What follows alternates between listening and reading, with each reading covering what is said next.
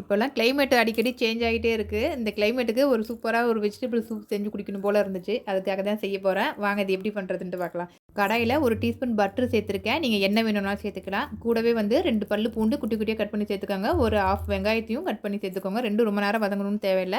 ஒரு 2 நிமிஷம் வதங்கினதுக்கு அப்புறம் அதுக்கு தேவையான காய்கறிலாம் சேர்த்துக்கலாம். இன்னைக்கு நான் என்னென்ன காய் எடுத்திருக்கேன்னா, பீன்ஸ் எடுத்திருக்கேன், கேரட், கோஸு அது இல்லாம ஃப்ரெஷ் பட்டாணி எடுத்திருக்கேன். நீங்க காஞ்ச பட்டாணி இருந்தாலும் நீங்க ஊற வச்சு வேக வச்சு கூட சேர்த்துக்கோங்க.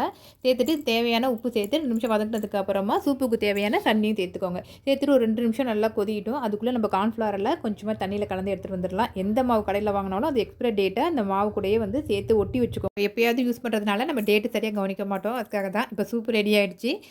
கூடவே வந்து மிளகு தூள் தூவிக்கோங்க. அது ஃப்ரெஷ்ஷாக இடித்து தூவும்போது வந்து டேஸ்ட் ரொம்பவே நல்லாயிருக்கும். அதுக்கப்புறம் கொத்தமல்லி தலையும் தூவி இறக்கிட்டிங்கன்னா சூப்பரான வெஜிடபிள் சூப்பு ரெடி ஆகிடும். கண்டிப்பாக இந்த மாதிரி ஒரு கிளைமேட்டுக்கு செஞ்சு சாப்பிட்டு பாருங்கள். செம்மையாக இருக்கும். நாளைக்கு பார்க்கலாம். பாய்.